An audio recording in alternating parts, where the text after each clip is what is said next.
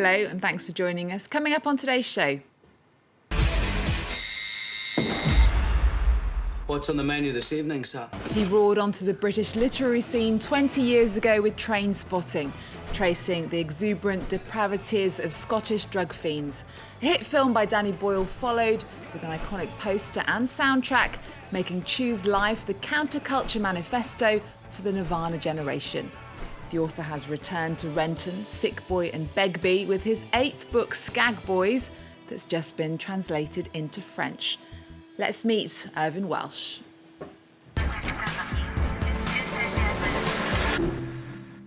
Irvine Welsh, welcome to the show. Thank you. It's a pleasure to have you. Now, you're here in France as you're a guest at the Quai du Polar Crime Fiction Book Festival in Lyon. My first question is, you don't write murder mysteries. Why are you the guest of honour at this festival? I haven't got a clue. I don't write crime. I kind of don't really know that much about it.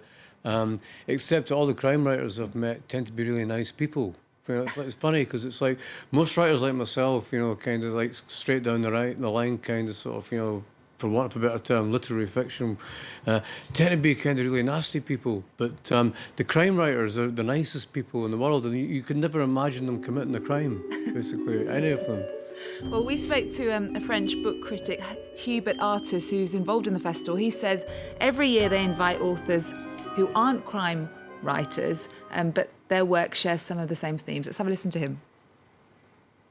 The way he writes about cities, about youth, pop culture, drugs, rock, rap, techno, and also about football, gang culture and slang.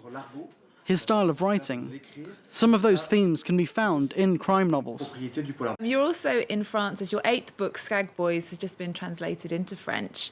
And we're going to talk about it in a moment, but you're going to read a section for us. All right, yeah. We start talking about what we like in lassies.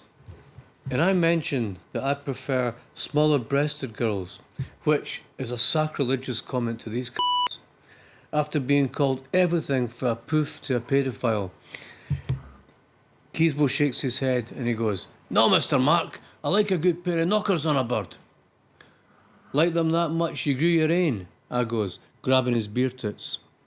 But this wee exchange tells us that as perfect as the Tower Bar is for the moment tends to go pretty quickly.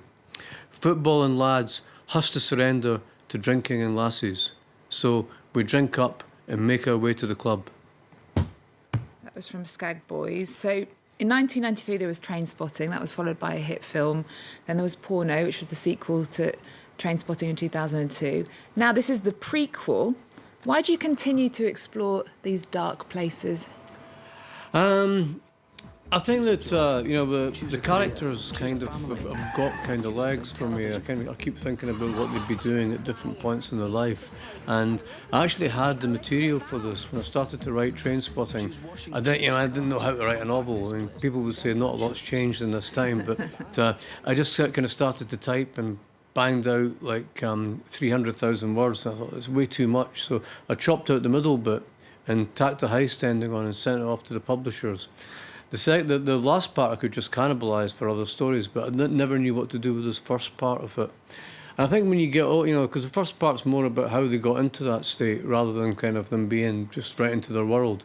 So I think you get older, you get more interested in kind of cause and effect and all that sort of stuff and how things happen and why they happen. And to me, it was a way of writing about the 80s, which I think is a kind of pivotal sort of generation in Britain and America, because that whole kind of sort of, for want of a better term, that kind of neoliberal kind of Reagan-Thatcher world, that determined kind of how we've been since then, basically, and all the kind of things, the way our kind of society's developed. So the roots of it were in that kind of point in time, so I was interested to tell that story through these characters. What do you think the main motives were for these characters getting addicted to heroin? I think it was a lot of things. I mean, I think what happens is that it's a novel about transition. It's about transition from a world of work, a world of paid work, to a world of no work. And what happens when you get that kind of vacuum is that drugs tend to fill that vacuum, basically. They kind of win in the absence of there being nothing else, in the absence of other things. So there is no work, there is no kind of prospects. So basically, the kind of economy becomes a drug economy. It's how people make money by dealing drugs in the black economy. And it's also for young people, it's how they get a kind of compelling drama that they used to get in the workplace. They used to, instead of going to work and and having a laugh and having like office affairs and sort of kind of factory kind of sort of fights and all that sort of stuff. They have all that drama on the streets, basically. That becomes the kind of theatre of the compelling drama that everybody needs, especially young people. So kind of drugs win by default if there's nothing else. And you kind of witnessed this firsthand because you're from where the book is set. Yeah. I mean, it was... it's something that... it was fairly ubiquitous. I mean, when I grew up in...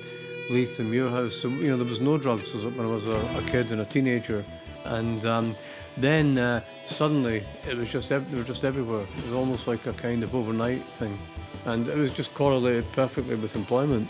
There was a lot of factories. It was like kind of Parsons, Peebles, Ferrantes, United Wire. All these places were shut down, and they shed jobs and then they closed completely. And your life now is quite unrecognisable in comparison to this universe in the book and in Trainspotting. You live in Chicago. You're also dividing your time between Miami and LA. You're away from this poverty of your youth. But at one stage you did take heroin. Do you ever regret choosing life and not being able, you could have just let go and get wasted and have a very different existence? Yeah, I don't think I could have really, because I think there's certain things that sometimes, I think there's a lot of nonsense talked about kind of drugs and heroin. I mean, sometimes for some people it's very, very difficult to get off heroin. If there's something else that's kind of that's fueling your addiction, if there's some kind of like family trauma or sort of abuse or some kind of anxiety or kind of sort of mental illness, it's kind of depression or something that's fueling it. I never had any of that going on. For me, it was just misadventure. So for people in my situation, it's very hard to stay addicted to heroin.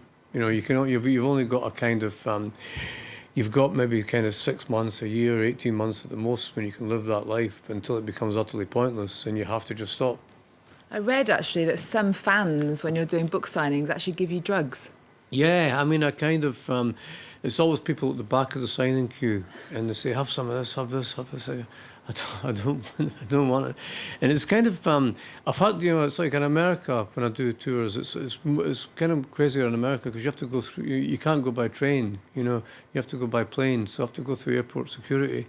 I think, I'm going to end up in prison here for life, for drugs that somebody's given me, and they're not going to believe... They're going to look at the books, and they're not going to believe a word that I say.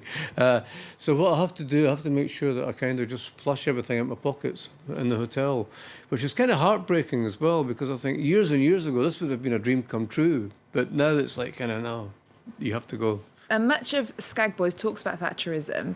What do you make of today's government in the UK? And, of course, you live in the States. What do you make of what's going on over there?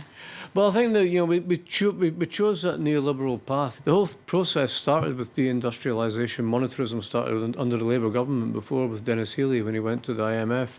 And that neoliberal kind of orthodoxy has continued right through. And it's continued with Tony Blair. Major continued with Blair, continued with Gordon Brown, who kind of turned the economy over to the investment bankers to kind of start gambling the same way that Bill Clinton did. And they were, that was a Democrat and a Labour guy that did that. So it's an unbroken kind of policy approach. It's been a consensus, and it has a substantive kind of a rationality to it, because it's driving the remnants of capitalism over the cliff now, and it's kind of it's forcing us on to the next era a lot quicker than we kind of should be going on to the next era. I mean, I thought capitalism still had a bit more has more legs in it, but it's going to collapse in Britain and America first, I reckon. And if Donald Trump got in, would you leave the States?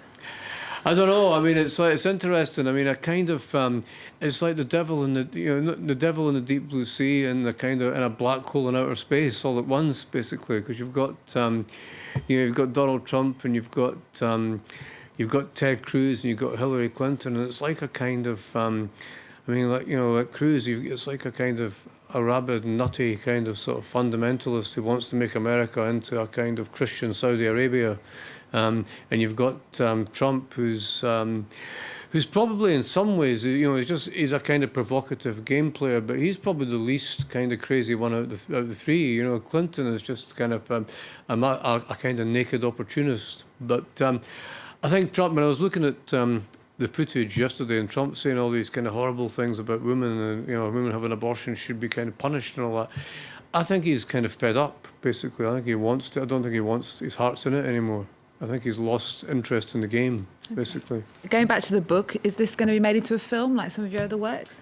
I don't think so. I mean, I think what we've been talking about is doing it as a TV series. I think it would work. It's a very big, kind of chunky book, and it's very kind of sectional. I think it would work best as a TV show, as a kind of maybe an 8-part series.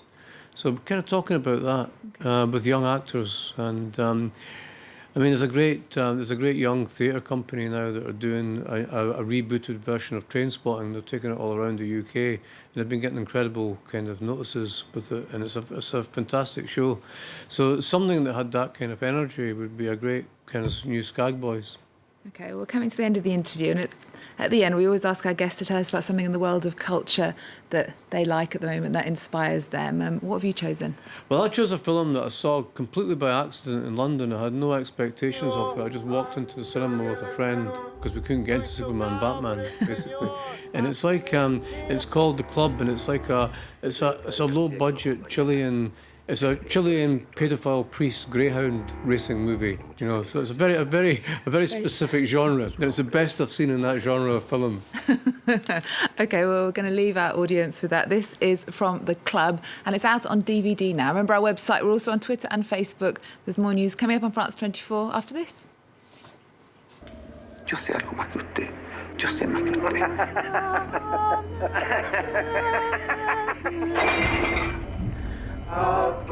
Y en este momento, para usted, la iglesia soy yo. ¡Yo soy la iglesia! Yo sabía que tú ibas a pasar, te lo dije, Silva, 100 veces. Ladrón.